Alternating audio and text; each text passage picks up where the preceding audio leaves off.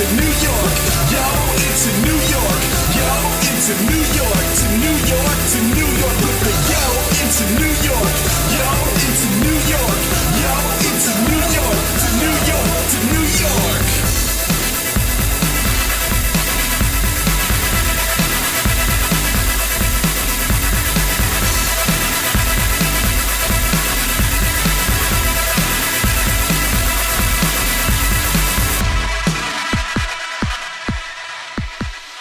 And welcome to Crash Chords Autographs. A first for Matt, and perhaps for most podcasts, this week's interview is partially brought to you from a gondola lift on the part of our guest and lucky traveler, indie rapper, rocker, and actor, Coolzey. In the midst of his Colorado tour, Coolzey discusses everything from his apparent interest in nature to his favorite horror flicks.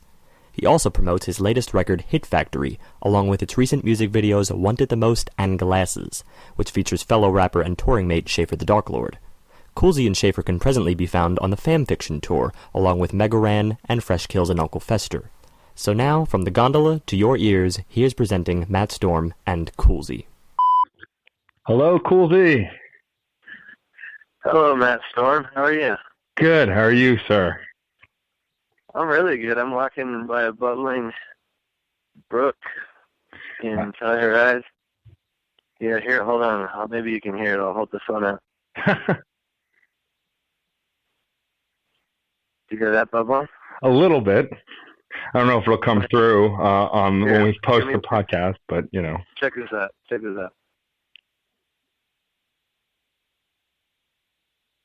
You can hear that, right? Yeah, totally. Thank you. We're about ready to get on a gondola, however you like to say it. Oh. We're going to get on a gondola and head up this. I'm going to give this podcast while I'm on a gondola. Wow, that would be a first for us. We have not had a musician of any kind give an interview for a podcast on a gondola. So thank you for that. I want to say it's a pleasure to get to talk to you, and thank you. I'm a huge fan of your work, and I love the latest record. And actually have a lot of questions about it, but I just appreciate you taking the time to actually do this interview with us. Yeah, no problem. Thank you. I actually first discovered your works through Schaffer the Darklord. I heard Tour Song, and I was like, who is this guy? I need to hear more of this guy. And went out and discovered your other stuff through there, and have been a fan since. The first question I'd actually had was about Hit Factory. Obviously, you're a rapper by nature most of the time. You have a lot of great nerdcore songs. But this new record, you dabble in a lot of other genres. And I remember reading the blurb about, you wanting to write an album that you would listen to that are hits to you. What made you decide to go in that direction with the newest record? Well, I mean, I did do, I am well known for hip hop, it's true. And I mean, I did do the series of EPs I did between 2007 and 2009. We're all hip hop, but if you listen to my first album, The Honey, it's got like a country song on it, and like a pop song, and like a lounge type song on it too. So, and beyond that, I've always been into all the genres. Like my first demos were actually more kind of like Lou Barlow influenced home recording stuff, rather than hip hop, So, I mean, like as far as the public eye goes, I understand that I've done a lot of hip hop, but as far as like people that I know that I've been passing around demos to and everything, they definitely know me for playing rock and roll and indie rock and pop and everything as well. So it wasn't that crazy of a thing for me to do. It was just, I just wanted to make a tight album. For me, like my actual albums I consider to be The Honey and Hit Factory because they were albums that I conceived of as like a tight studio album, Right. So I have like some demos and some collections and things like that. But yeah, I mean, it wasn't that, as far as genres go, it wasn't that big of a leap for me. I've been writing all sorts of different kinds of genre songs forever, so.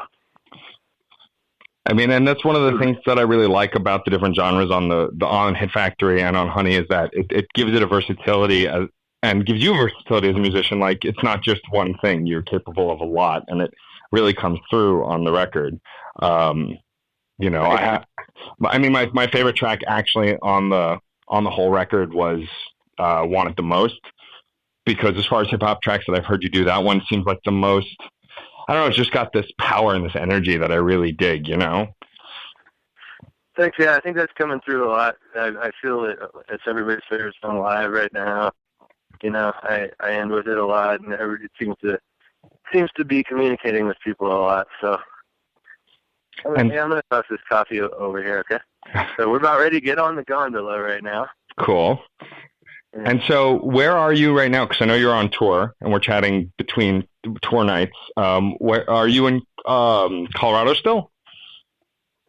Mm-hmm. Awesome. Hold on a second. I'm just drinking my coffee. I just chugged my coffee, and now I'm looking for the correct recyclable dispensary. One looks right here. I'm in Telluride, actually. Telluride, Colorado, with my friend APOC. Have you ever heard of APOC? Yes, I have.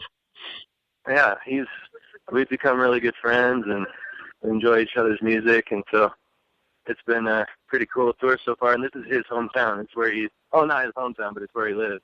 Oh, cool. For a few years. So we're in Telluride, Colorado. We got the day off today. It's our only day off on the 10-day tour that we're doing in Colorado. So that's where we are right now. Awesome. And so do you just jam pack all of your tours when you go out? Do you try and just do a show every night and hit a place every night? Yeah, definitely. I like to. I don't really like to have days off, but, you know, it often works out good to have a day off. But, yeah, I like to play as many shows as I can when I'm out on the road. I actually would love to play more than one show a day if it could happen. Sometimes I try to do, like, an early show and a late show in two different, like, close-by towns. But, yeah, I'm kind of a workaholic. I love to do as many shows as I can. So that's awesome. And so after this tour, are you going to hit another coast? Are you going to hit another state? Or are you going to head back home and work on some more music? What's next after this tour for you? Flying back to LA, and then we are actually we're in the midst of finishing up booking a tour for September and October with Schaffer the Darklord. It's myself, Schaffer the Darklord, MegaRan, Fresh Kils, and also this other DJ from Halifax named Uncle Fester will be joining us as well. Oh, awesome! That sounds great. And have you decided what part of the U.S. you guys are going to hit yet? It's mostly east and south. We are starting in L.A., but we're doing like a really quick tour with Kils. It's actually like 3 chapters to the tour. So the first chapter is called Eastbound and Down, and that's just me, Kils, and MegaRan headed from L.A. to New York. And then the second chapter of the tour is going to be called Enter Sixth Passenger, and that's when we pick up shows. Oh, cool. And then the third chapter is called Rise of the Extra Mites, and that's because Extra Mites is the name of the DJ duo of Fresh Kils and Uncle Fest. Hey, is there a reason why we're not getting out? Oh, we're trying to go on by ourselves. Okay, I'm sorry. We're waiting in the gondola line, so we're trying to get... It adds an extra dimension to this already very intense interview that you're going to be waterbound. So, you know. I'm going to be so high up in the air when I'm talking. I'm actually going to be... Are we going to hit 10,000 feet? Are we going to hit 10,000 feet on this or what? We are? Sweet. Nice. I'll tell you when we get to 10,000 feet. Oh, I appreciate that. That's exciting. He said, this guy, wait, hold on. What did you say? That'll blow up once you get to over 10,000. That was on speakerphone. That's a local, and yeah, I think, are you a local? Telluridian? Yeah, he said my head's going to explode at 10,000 feet, so at that point, his interview will be over. Well, that's a bummer, because, you know, I mean, I like you, Coolzey, and I'd be kind of sad if your head blew up, I got to say. Thanks, man. You're a sweetheart. I appreciate that. No, sure. I've gotten kind of, since I started my website and I started doing the podcast that you're on is a new one that I've just started called Chords Autographs, and it's a more intimate one-on-one interview show that I started doing recently. But our prime show that maybe when you're in New York, we can have you on is me and two co-hosts do an album review show. And we review an album each week. And if we have a guest, they bring an album. And it's this 2-hour long, intense track-by-track analysis. And I love doing that show, but it's fun to have like a nice one-on-one and with an artist and chat. And also doing a show like that, I kind of got really into overly analyzing music and enjoying music on a different level. So when I discover new music that I really like, such as yours, it's really cool to get to talk to the artist about it after, because I've got all these things that I've picked up from it or felt from it, and it's nice to really chat about it. Hey, man, if you want, I'm going to be on if you don't mind, I'm going to be on the phone. Is that okay? Cool. I'm sorry, we just got on the gondola. But yes, that's really awesome. I would love to do an album one as well, and I look forward to hearing it. I actually have never even listened to any podcast that I've been on. Yeah. Well, yeah, I remember you saying on Schaffer's show on the Epic Podcast that you don't listen to podcasts. I know that was a little. I mean, I don't hate all of them. You know, I mean, I don't hate. You know, I was kind of in a mood. I had I had a really bad upper respiratory infection. Oh, those are the worst. And I was really drunk, and I had just taken the subway from Wall Street all the way to Queens, to Astoria for that podcast, and I was road weary after a tour, so it was, I was a little cranky on that one. But yeah, so well, I imagine since you're doing an East Coast tour, you'll hit New York at some point, so I'll definitely come out to that show when you do, because I would love to see your stuff live, which I have yet to have a chance to. So awesome, man! Yeah, I would look forward to meeting you.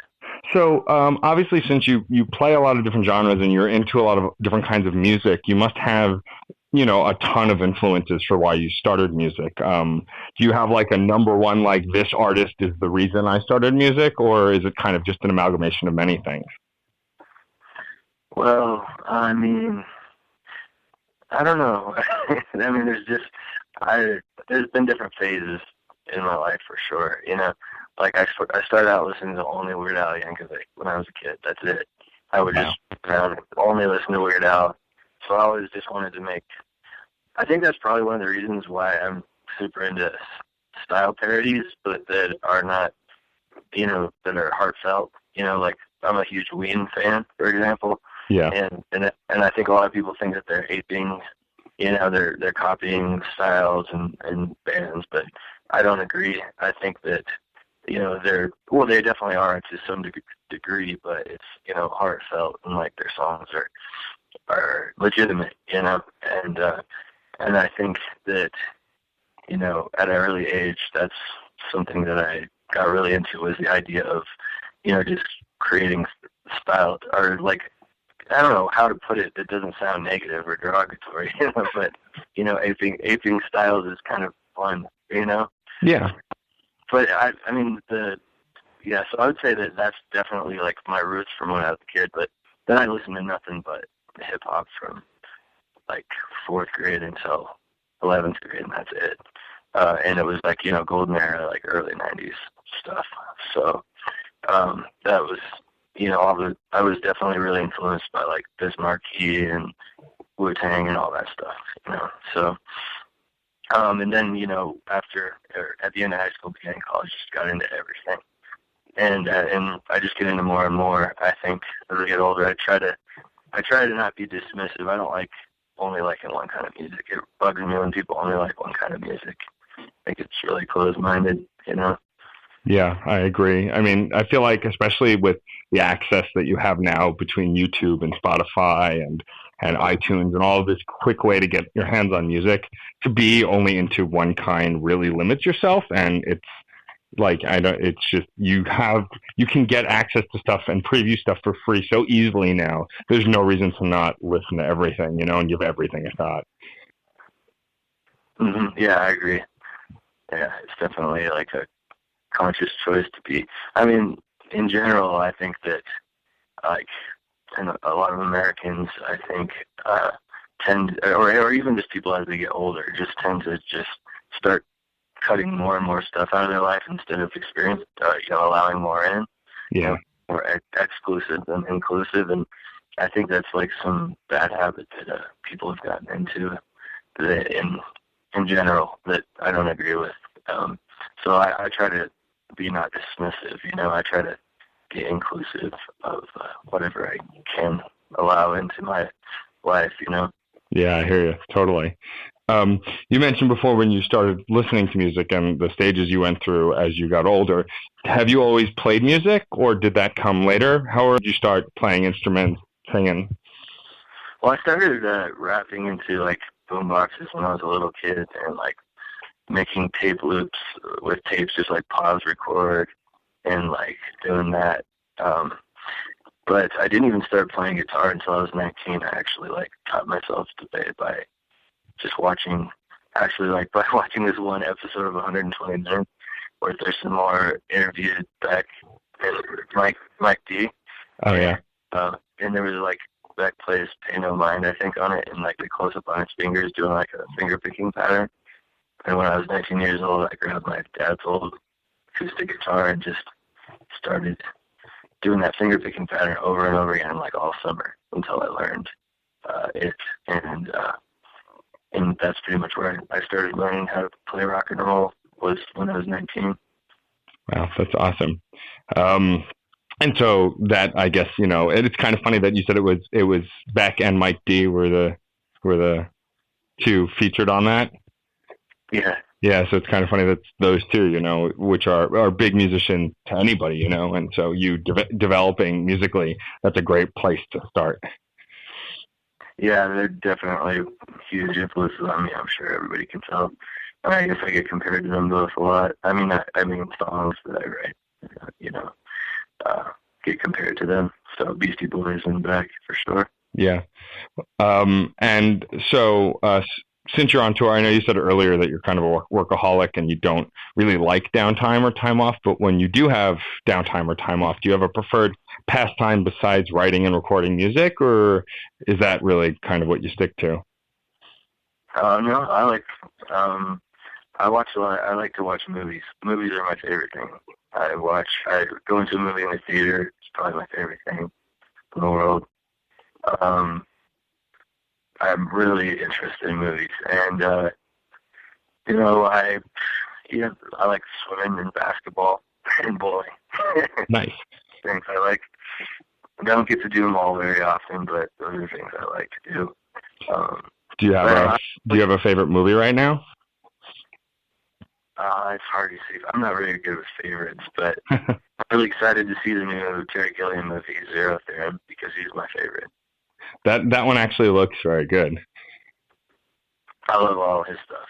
I know, like, some people saying that, like, Thailand isn't very good and stuff, but I completely disagree. I think that he's a genius. Everything he's done is masterpieces. Well, movies is like music, or things that, your opinion on a movie can be completely swayed by the opinion, like the day you had, the mood you're in, your previous taste. So, judging a lot of movies is like trying to judge certain music. Like it's not necessarily bad because you don't like it. It's just not your taste, kind of a thing. Yeah. And true. Sorry, we're just getting off the gondola. 10,540 feet is the elevation. 10,540 feet. My head did not explode. I hope I did not annoy that local who jumped into the gondola with us. He just had to listen to all that I just said. Well, so hopefully he doesn't think I'm an asshole. Let's hope not, but I don't think so. I mean, you're just chatting on the phone. Well, you're a sweetheart. We've already established that. Thanks, I appreciate that. So, in case the audience who's listening or will be listening don't know, where did you grow up? Where did you start out? And I know you said you live in California now, but did you always live there? Did you grow up there? Nope, I'm actually from Iowa. I was born in Des Moines, Iowa, and I grew up in a small town outside of there. There's about 1,200 people or so, 1,500, called Dallas Center, Iowa. Mm-hmm. As I actually know Schaffer from Iowa. We went to college together in Iowa City at the University of Iowa. So And yeah, so I moved to LA in 2010. Oh, so you only moved there very recently. What made you decide to move? I just really, it's because of movies. I mean, I have been writing a lot. Oh my God, this view is amazing. I like to write screenplays, and I really like acting. I find it very cathartic, and I just like being around movies and a culture that supports movies. Oh my God, I'm so short of breath up here. Wow, this is so amazing. I'll take a picture of this and send it to you so you can see. That would be great. Yeah, totally. Send me a photo, and I'll include it with the episode when it goes up in a couple weeks. I'll put the photo with it. Hey, hold on 1 second, Matt. I'm gonna take a quick picture so you can see what I'm saying. Okay. It's the Chords logo. Honestly, were you playing at it, Patrick? Yeah, perfect. Pointing at it. Sweet. All right, I'll send that to you. Sweet, thank you. I can safely say that you're the first artist we've had on the show that was on a gondola ride and took a beautiful photo while on the phone. And it was above 10,000 feet. And was above 10,000 feet, and your head didn't explode, which is important. It feels like it is, though. I had my one night on tour where I drank whiskey last night, which usually doesn't happen. And it does feel like it's going to explode, which is kind of freaked me out when the guy told me that. I kind of felt like it was going to explode.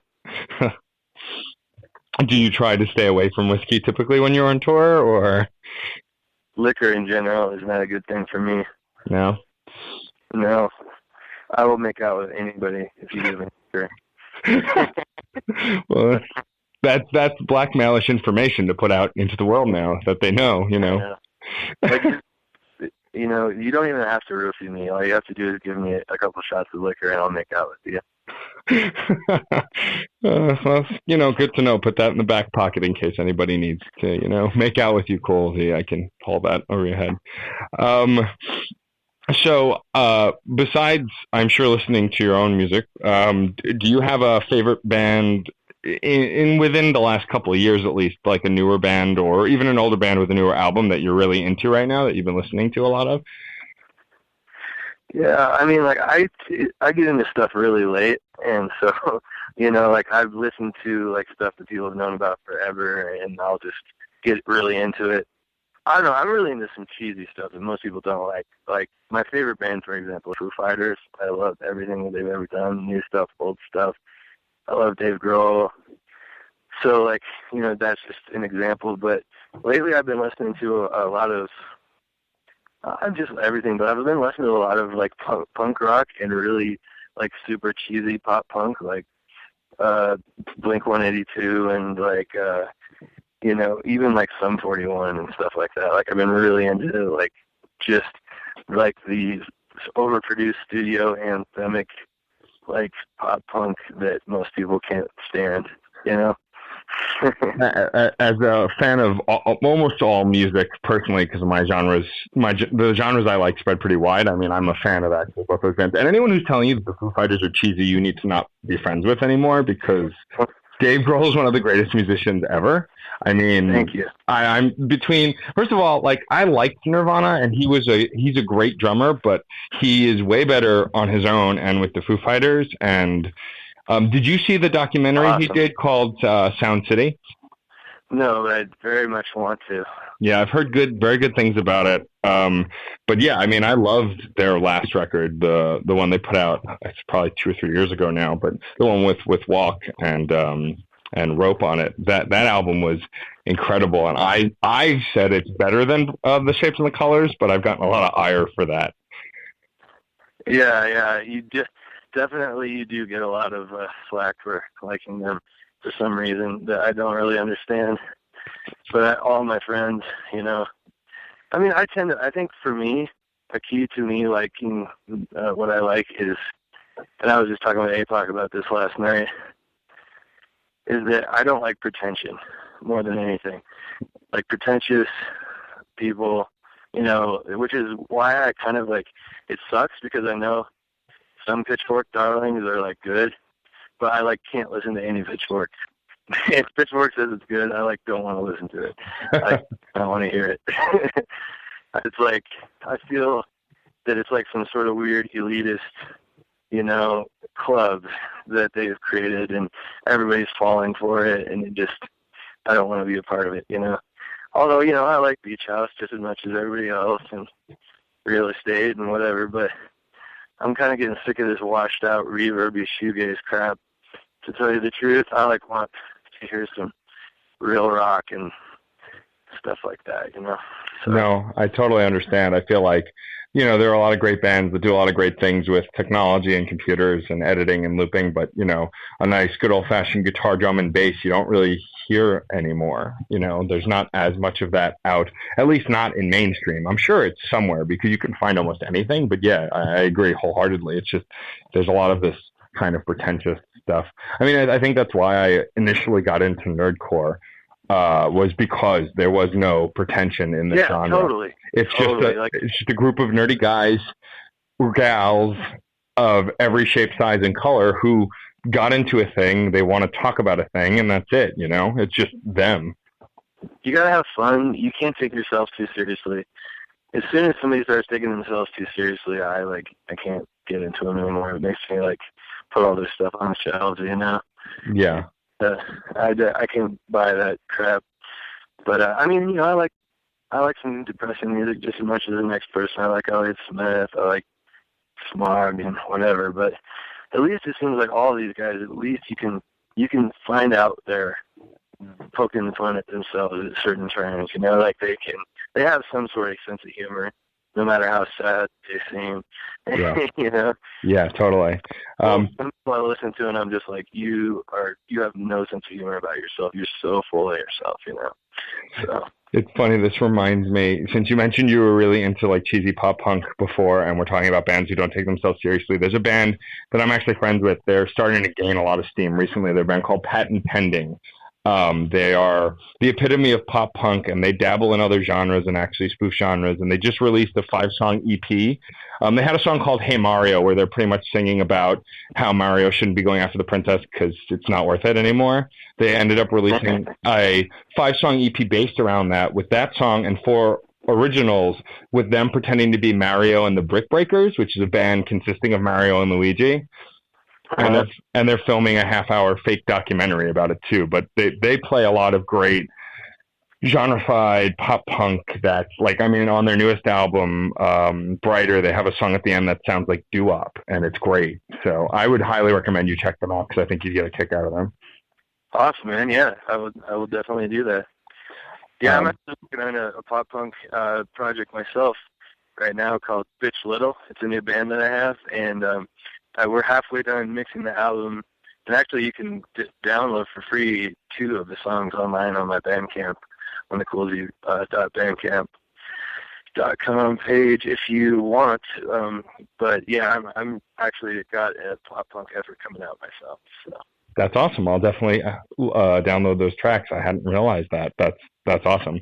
Yeah, it's one of those things that I was at the right age in high school where Blink and Green Day and Sum 41 and a few others were getting steam, and I was like, well, these guys are just jackasses singing about whatever the hell they want, and they don't seem to give a crap what other people think. I like this, you know, kind of a thing. Yeah. Like totally. When All the Small Things broke as like this huge hit on MTV, and most people didn't know what the hell to do with themselves, you know? And I was just getting a kick out of it because it was like, oh, punk bands on MTV and playing on like TRL, you know? Yeah, I love that video. That video is so dope. Well, because they just All the Small Things. Yeah, well, because they just spoofed the Backstreet Boys pretty much, scene for scene, and did it without even giving a crap. You know, that idea of pretension, and like these boy bands who, you know, and some of them actually have talent, but they take themselves so seriously and make these dramatic videos that nobody cares about. And then Blink-182 comes along and spoofs it scene for scene, and people go bonkers. You know? Yeah, it's good stuff. But I got that Fun Saver camera.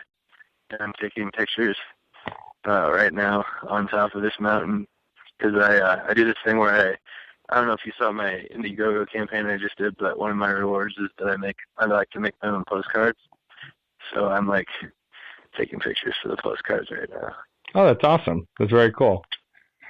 It's always nice to do lots of other things, not just do one thing. It sounds like you have your hands in a lot of types of projects and hobbies and things to keep yourself busy. Well, the main things I like are music, movies, and houses. I like houses because I just really love working on them, and you know, I'm really obsessed with the idea of dwellings and you know, the interior design and architecture and, you know, placement and geographical location. So I kind of got into working on houses about 10 years ago, something that I've been doing as well. So you can kind of trace my interest to those things. I mean, visual art too, I guess. Yeah. And drawing, but yeah, just art and construction. Kind of two of my favorite things. The other thing I'd wanted to ask you is actually, because I was reminded of it today, I'm friends with Randall, who directed the Glasses video, and I was directed a video for Schaffer as well. I wanted to ask where the inspiration for the Glasses video came from. Did you have a specific vision for it, or did it just kind of come up? With me, you know, a lot of things happen very organically. Like, I know a lot of people, when they sit down, I mean, I'm a writer, definitely. I love writing. And I know everybody's got a different process for writing, a different, whether it be like a music video or a screenplay or a song or whatever. But for me, I'm very organic when it comes to writing. Like, you know, this is one of the reasons why I don't have any problem. This is probably why I write in so many genres and I don't have problems doing it, is because I don't set out to write like a pop punk song or a country song or whatever. I just write songs, and then enough of them accrue that I can put them into. I can either make a multi-genre album or make a album of songs that are all in genre or whatever. And you know, so that's kind of same thing happened with that video. It was just we pretty much had a day off, and we wanted. And I'm also a minimalist. Is another reason why that video probably turned out the way it did. Not only just our limitations as far as time and everything goes, but I really liked just super minimal old school videos of, you know, hip hop where they just had a couple different camera angles and just, you know, relied on a couple takes. And because it's kind of it's also kind of gives you more of a glimpse into the actual, the people's lives too, you know, instead of setting it up like a huge elaborate setup or whatever, trying to make a story out of it. I like those videos too, but that video is special for me because it's actually a glimpse of a moment in time with me and Shale in that day, you know? Yeah. So it was just an organic, the ideas came, you know, obviously the glasses shot where we taped the glasses on and everything. We just kind of brainstormed all that stuff that day and just sat down and came up with it over lunch and just did it, you know? That's great. And I mean, it's one of those videos that you get a sense of, even though you guys planned it within that day, it was still well thought out and it's still well shot. And, you know, I like seeing a video like that reminds me of the old 90s hip hop videos, you know, where it's just the rapper rapping, you know, they're walking down the street looking at the camera or, you know, whatever. And I really just enjoyed the shots and the style that you guys did. I think it made for a great little hip hop video, you know? Thanks. Yeah, and I also think it worked out really great because it was a perfect, cold New York or coldish, gray, windy New York day in Queens, you know? Yeah. And, I really like the aesthetic of it being, you know, just we're wearing gray and it's grayish black sky and the skyline. It was just kind of a perfect day, and did such a good job on the editing. I really. And then debt to him for that. He did a great job. Yeah, Randall's a good dude, and now that I've seen both that and Boys, it's this dude clearly knows what he's doing. And these are the only two videos I've seen by him because just through the friends and, you know, meeting him, it's what I've seen most recently. But the guy knows what he's doing with a music video, you know? It's got that kind of personal feel to it that you don't get in a lot of videos. Yeah. You feel like you're there, you know, kind of a thing, which is always great. Boys was dope, man. I love that. Gotta give a shout out to Christy B. Yeah. She'll probably listen to this.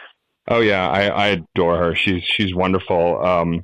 I had done an article. She was here in New York when Schaffer did his tour with Adam Warrock.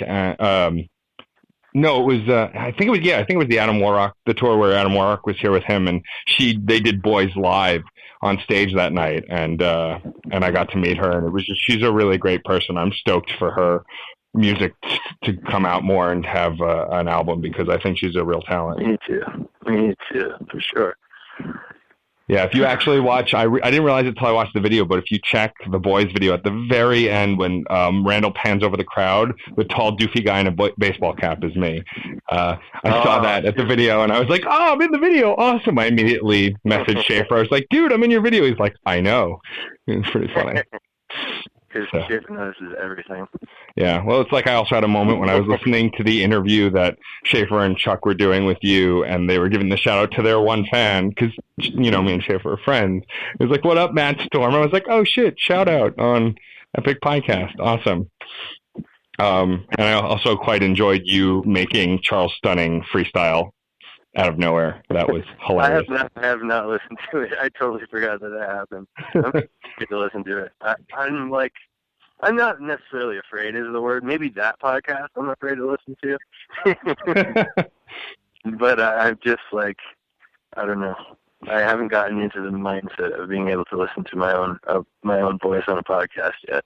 It's tough. I mean, I've done over 100 episodes of the main podcast that I do, and like eventually after like the 50th one, I was like, I have to start listening to them. I need to know what we're saying. I need to know how we can improve it, and I can't do that if I'm not listening. And so, like, I've been forcing myself to listen to my own voice, and it's not as bad now. But in a situation, you got a great voice, man. Well, you got a great radio voice. Well, thank you. I appreciate that. You're very articulate, well thought out questions. You know. You're handsome, I can tell. It's one of those things that, like, I've always wanted to do something like this, because I've never felt like I was good enough to be a musician, but I've always had, like, an ear for music, and I've always had a passion about it. Like, I listen to music the way most people watch a movie or play a video game. Like, I could just sit in front of my computer and diddle around online and listen to music for hours, you know? So I always wanted to do something, and, like, creating a podcast gave me that opportunity. And being able to chat with artists that I admire who are great at their craft just adds another level to it, you know? Well, if anything comes out of this podcast, I want it to be for everybody to flood me with messages of how to pronounce gondola. Yeah, we have my co-host who does the preamble and intro for these episodes. And does a lot of the editing. He's he's the editor for our website as well, so he'll probably hear it and go, "What is he doing? He's saying it wrong," which will give me some satisfaction. Somebody's life, hell. Yeah, and I appreciate that because I like giving him a hard time. It's fun. So, what else can we do? Who else can we sabotage? Right. That was another question I had. Listening to Nerdcore as much as I have and seeing how tight the community is, when you create a song, like, for example, Glasses, you created Glasses, did you write that thinking you would want Schaffer to rap on that? Was that a collaborative effort, or did it just kind of organically happen? You want to hear something funny? I originally wrote that with DMC from Run DMC in mind. I don't know, you can call me as delusional as you want.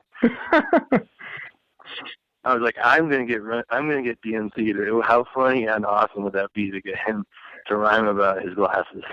It would be amazing. But then, of course, Schaffer was my close second choice. Oh, well, that's good. Well, if he's listening, then he'll know that he was a close second choice. So that's good to know. To DMC. I'm sure he'd take being second to DMC any day, you know. But now he's first. He's above DMC. It's true, because he's the one on that. Greater than.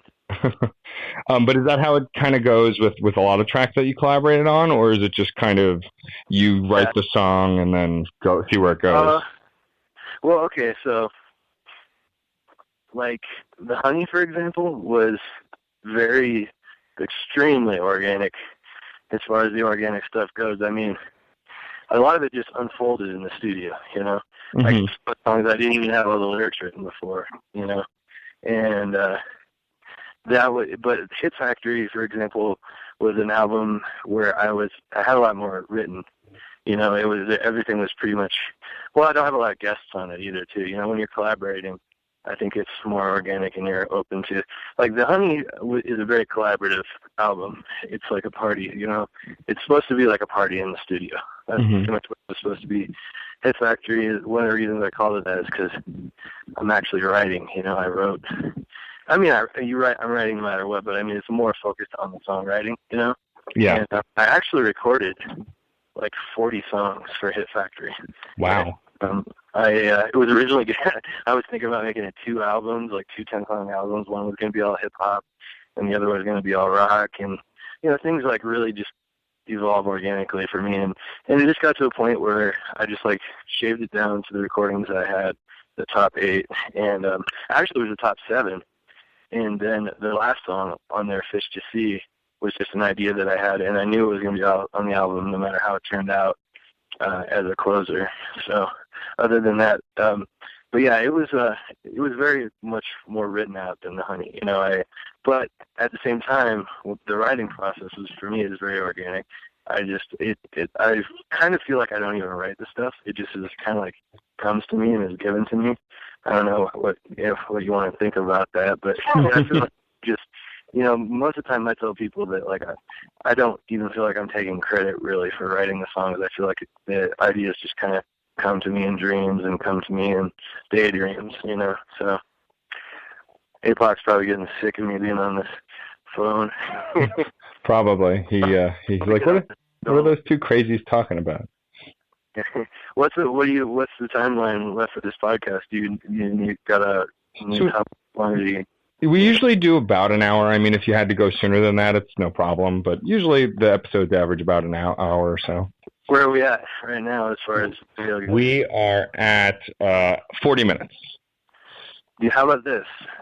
Can I take the gondola down and call you in like half hour and continue from there?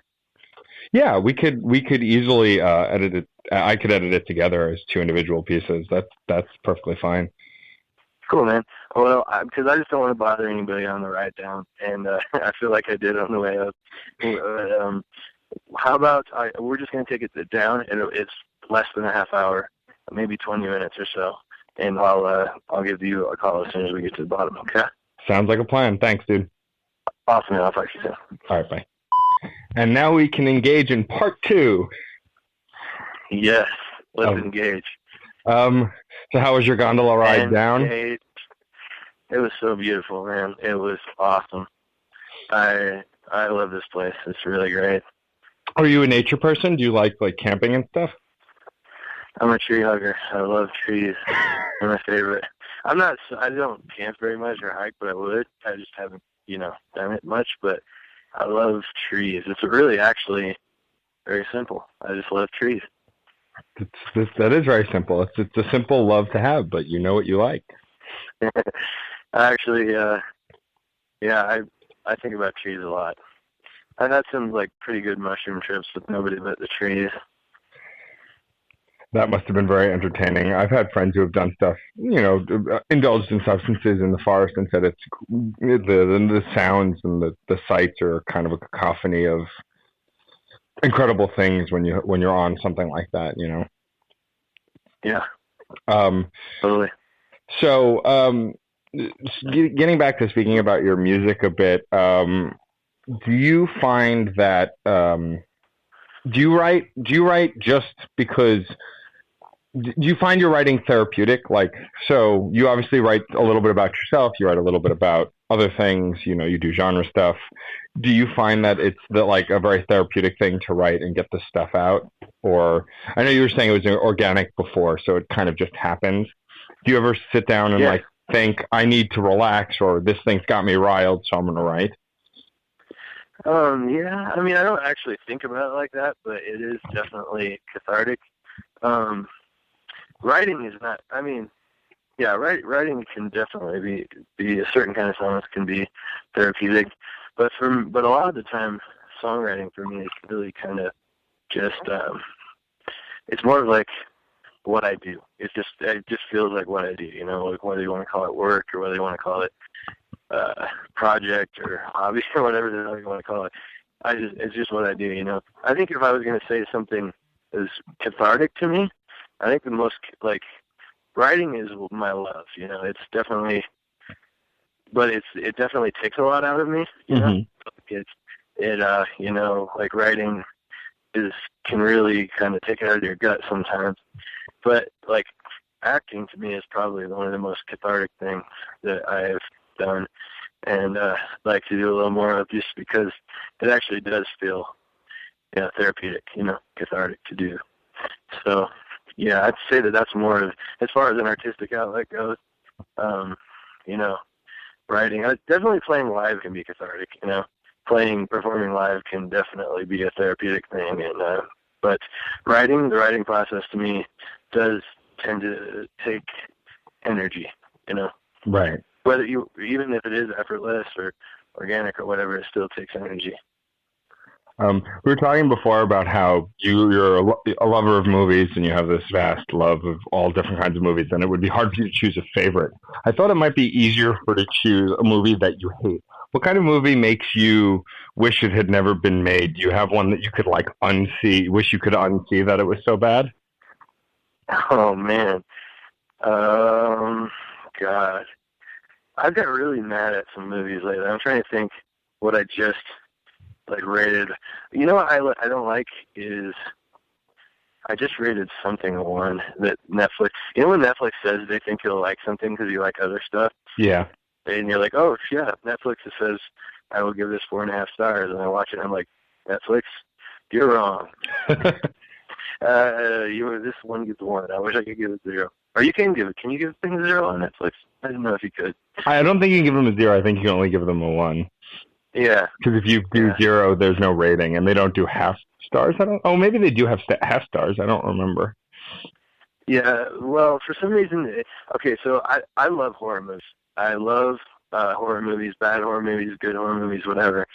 But there's this new breed of bad horror movies that's like shock, but like really cheap shock, you know? And they're not, the writing is just so bad, and you don't care about the characters at all.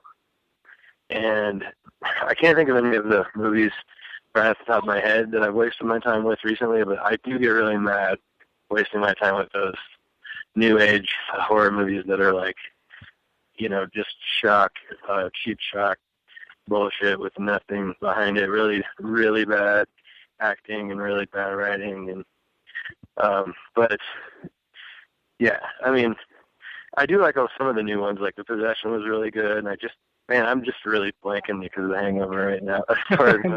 No, it's cool. So I'm not give you a specific name, but no, that's all right. I mean, I agree though. Like, you know, the horror movies I grew up with, like, I love the Evil Dead series and like Nightmare on Elm Street, and like all of those. You care about the characters. Like, even though Bruce Campbell played this kind of arrogant ass, you still cared about the character because he was funny and he was fun and you were along for the ride.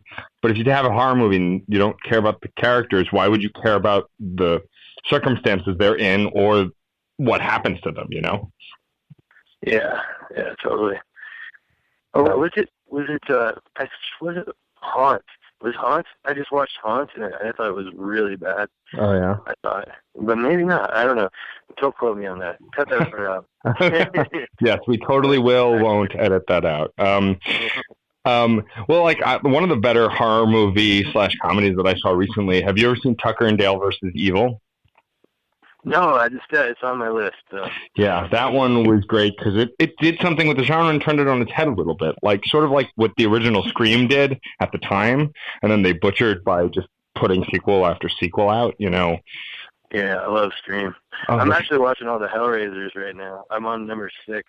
I did not know that they made any past 4, and so they're all on Netflix right now. And I'm like, oh my god. Oh, I can tell you. Here's something. I found out that I love Scott Derrickson. Do you know who Scott Derrickson is? Yeah, sure. I freaking love him. Oh, I just saw Deliver Us from Evil in the theaters. It's so good. But how I realized I loved him was because I was watching all the Hellraisers, and I got to Hellraiser 5, Inferno, and I was like watching it, and I'm like, this is amazing. Hellraiser 4 is so bad. It's so bad. Like, yeah. you know? It's so freaking bad. And then, like, Hellraiser 5 is just like a work of art. I'm like, what in the hell? So I look and see who wrote and directed it. And, of course, it's this guy. Hey, what's your code, Patrick? 8897. Cut that part out of the podcast. 8799. Okay, I'm going to try not to bug Patrick, so I'm not going to go inside. 8799 is the code to his apartment. Yeah, if you want. Well, there you go. Yeah, if even though we haven't mentioned the address, if the people of the internet want to try and figure out where he is, they can go find him. If you want to figure out where APOC lives, I won't give you the address. So anyway, Hellraiser 5, and I look at Scott Derrickson, I'm like, this is his first, like, big movie, you know? I'm like, it makes sense. It's, like, such a good work of art. It's so scary. Like, the lighting is so awesome, and, like, the story's great. It's just really good. And then I realized that he made actually one of my favorite horror movies of all time, The Exorcism of Emily Rose. Oh, wow. So many people don't like it because they think it's like some sort of courtroom drama or blah, blah, blah. But to me, it's actually one of the scariest, greatest horror movies of all time. So Scott Derrickson, I'm in love with him right now. I'm trying to watch all of the stuff that he's had anything to do with. Because he does all demon stuff. Oh, that's cool. And he's really into, like, demon possession, pretty much. It's like almost demons, like, even the Cenobites are demons, you know? Yeah. Like, so, yeah, he's got, like, a handful of movies. He wrote Devil's Knot, but I haven't seen that. But he writes and directs most of the stuff. Anyways, that's a job for IMDb. That's my plug for Scott Derrickson. Go see Deliver Us from Evil in theaters now. There you go.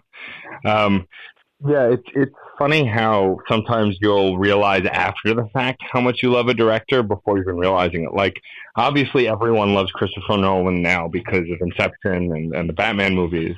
And, like, I happen to love The Dark Knight. It's one of my favorite movies, let alone comic book movies. But what I didn't realize after going back is I never saw, what was the one that he did, The Prestige. I'd never seen that in theaters. And I went back and watched it because it was on Netflix, and I just watched The Illusion. Oh, good. And I was like, oh, another movie about magicians. Sure, I'll watch this one too. Yeah, totally. And I watched it, and I watched The Prestige, and I was like flabbergasted. And then I saw at the end it was directed by Christopher Nolan. I was like, what the? Get the hell out of here! Like, and that's how I kind of found out that I actually really love his stuff because it's just he's got a unique style, and it comes. I mean, The Prestige is one of those movies that's like almost flawless. Plus, you get to see David Bowie as Tesla, which is amazing. Yeah. Yeah, I love that when directors like have something that they're obsessed with and they can't even help it. Like every one of their movies, you know what I just realized was like that was freaking Joe Dante. Oh yeah. Like if you go back through all his movies, you realize he's obsessed with small creatures because Gremlins, Small Soldiers, and I was like watching The Hole the other day, which is really great, and there's this little he had to put in this little small creature that attacks. Is this little small puppet creature, but he can't get through a movie without it, you know? I think that's funny. That is funny. They're obsessed with, like, and you wonder how much they know, or they're just, like, totally just indulging in them themselves or whatever, you know? Or if they're I like to pretend that they're completely unaware of it, but they probably are. It's more amusing that way, yeah. Well, that's like a friend of mine told me, and I haven't really noticed this, although I've seen a lot of his movies, but if you go back and watch every Brad Pitt movie, there's always a scene where he's eating, if not more than one. Apparently, he loves to eat on camera, and he'll make... supposedly, he'll ask for scenes where he's eating. Like, I mean, I know in all the Ocean's movies he's eating at some point because that's the character. It kind of makes sense. But apparently, in like every movie he's in, there's a scene where he's eating, which I thought was pretty funny. Yeah, that's awesome. That's cool. I'm glad to know that. Yeah, it's a project to go back and you can do, write a song about all the things Brad Pitt has eaten or something. Who knows? You know. I can visualize him chewing right now in my mind. I like kind of like side glance chew. I think. Yeah. Side glance is kind of his thing. But it's kind of like a half smile, side glance. Yeah. Totally. He likes to like look. He likes to do this thing where he looks away, or looks one direction, and then he like kind of glances towards the camera. You know. Yeah. You know, there's that thing where he's like, he'll do this like glance one place, glance over, while he's chewing, and side glancing. And half smiling. That's how I like to imagine Brad Pitt. Side glancing, half smile. It's like, well, you see enough movies with the same actor in it, and you notice tropes that because everyone has a style and everyone has a thing. I mean, it's what made certain actors famous. Like the reason Christopher Walken has a career is because he's him. He does that. He talks in that way and acts in that way that he's just crazy in every movie, and people eat it up. Yep. I love Walken. One of my favorite moments in the 2000s was when Fatboy Slim was blowing up, and he released the video for Weapon of Choice. And and that video, that's one of those videos that I rarely will listen. I love the song, but I will rarely listen to that song without watching the video. Like I always have to just pull it up on YouTube because that video is just so brilliant, and they didn't even Spike do Jonze, right? that much. Yeah, Spike Jonze. Yeah, I used to have that DVD with all the Spike Jonze videos, but I think I must have given it away or something. I sold it when I was broke. Because like for me as a music fan, like I grew up watching music videos on TV because like I loved listening to music, and it's such a kind of like a thing now where it's not there's no real TV channel that plays music videos anymore. It's all online. But YouTube's kind of become this haven for music videos where you can just go and watch. Oh man, yeah. Like, who needs MTV? You can watch YouTube all day. It's awesome. I love it. I love sitting around watching YouTube. I don't get to do it often. As with all the things that I love, I hardly really ever get done. Yeah. But it's also tough these days. Like for me, like if I go on YouTube or Spotify and I'm listening to something, I fall down the rabbit hole so quick because with either on YouTube, the suggestions on the right, and then you just click from one to the next, to the next, to the next. Or like how I discovered most of the nerdcore rappers that I like is I'll listen to one of you guys' records and see that it featured somebody else. And then click through Spotify, it brings you right to that artist. I'm like, oh, this artist is also sang with 3 other artists. I'll click through to that artist. And then next thing you know, I'm like 8 artists deep on Spotify and have figured out 5 more records that I want to go home and buy, It's funny because that's how I used to get in, back in, when I was a kid, it's like what liner notes used to be to me. Like I would like buy hip-hop albums and I would read the liner notes. And then I would see, you had to list all the samples in the 90s. And I remember, like, finding the records that they sampled, and, like, and then getting into those bands. And then, I definitely like the rabbit hole, no matter how it manifests itself, for sure. Yeah, well, it's a great way to discover stuff. And I kind of miss physical media for the same reason, because you buy that album, it's got, I love reading who the band thanks and who the band featured and all that other stuff. And no, there's really no place for that. You can find it online, but it's mostly, people release most things digitally these days. And I'm such a sucker for collecting. I remember when album artwork was a thing. It was a job. Like somebody just made album artwork, especially in like heavy metal. And it's not really a thing anymore. I mean, I'm sure people do, but it is for me. I have let me take this opportunity to plug my graphic designer, Jennifer Cummins Hennessy. She has done all my album art since The Honey, and she is awesome. She loves doing album art. If you like my albums, look her up online. She's got her own website, and she like I think physical. I don't think it's dead at all. Physical media, like people are buying lots of albums. I saw a lot of stuff on tour. People are buying stuff online. Wax has made a huge comeback. Like, I feel like album art is still very relevant. Also, I like big things. That's why one of the main reasons I like making vinyl is 50% of the reason I like making vinyl is to have a big picture of your album. Yeah. That's like, I like having it on wax, and I love the tactile feeling of it, and I like how it sounds and everything. But I know in an age where everything is getting smaller, it might feel like an eccentric thing, but I want things to be bigger. I want like something big taking up a lot of space, and that's why I like vinyl so much. That's like the main reason I like vinyl, is that you don't have to squint at it like you're looking at your phone. And I'm sick of squinting at little things. And that's the thing I don't like about technology. Is I'm about ready to get rid of this iPhone and get myself an iPad and forego having a phone and just Skype, because I'm sick of looking at little shit. Yeah. Well, and you can totally do that now too, between the free messenger services online and and Skype, you could technically just do that because, I mean, all the iPhone is an iPod Touch with a phone app on it. So, you know. Yeah, totally. Yeah. No, I'm the same way. Like I buy when I can buy a record if there's a collector's edition that comes with a vinyl. Like the Gorillaz record for Plastic Beach years ago came with if you bought the special edition, it came with this giant vinyl that was hand drawn by the same animator who animated them, and like I love that thing. You know, I bought one of those picture frames where you can put vinyls in just because it looks so awesome, you know, and it's so much bigger. Because the same artwork was on the CD disc too, but it was half the size, so who cares? You know, you can't even see the detail. Whereas on the giant vinyl record, you can see all the trees, you know, and all the, you know, all of the little details on it. Yeah, dude. I love being able to look at the record. Also, it's just a great thing. I love having stacks of records in my house and, like, rotating the front record on my stack, you know? Yeah. Like, always, wherever I live, you'll see, like, 5 to 10 stacks of records leaning against the wall in piles and like in, you know, or on a shelf or whatever, and that I don't like putting them away. I like having them out so you can like go through the stack, you know, and see and you always have like something that you can rotate in front, like a record that you want, like, are into at that point in time, you know.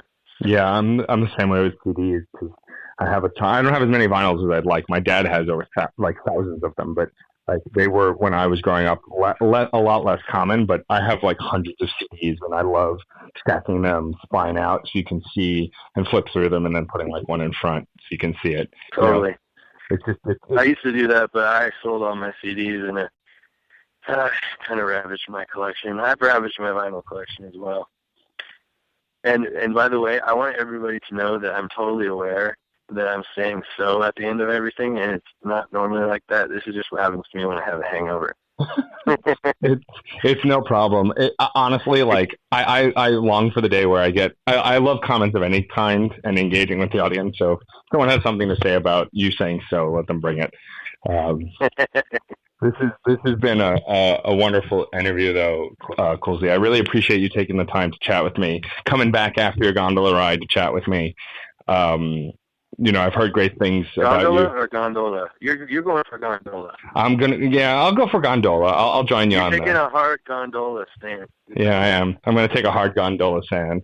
But I actually had a brief conversation with Charles Stunning recently, and she said that you were a delight to talk to, and so I've been stoked because I'm a fan. So thank you. I really appreciate you. She's a living, breathing delight. She really is. She truly is, and I hope she's listening so she can hear us say that. But seriously, dude, thank you for taking the time. I appreciate it. And hey, man, I really appreciate the interest, and thanks so much for setting this up and including me in your podcast series.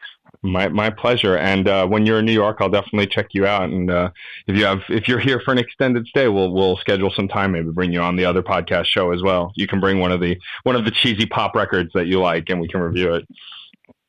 Sounds good, man. Sounds awesome. I would love to. Well, thank you. I appreciate that. You take care of yourself, Coolzey, and I will talk to you soon. All right, brother. Take care, Matt. Take care. Bye. If you enjoyed these interviews, please subscribe to this and the Crash Chords podcast on iTunes, where you can also rate us and review us. You can also like us on Facebook, follow us on Twitter at Crash Chords Web, our Tumblr, and our YouTube channel. If you have any questions or comments, feel free to post in the comment area below each post. And keep the discussion going, because remember, music is life, and life is good.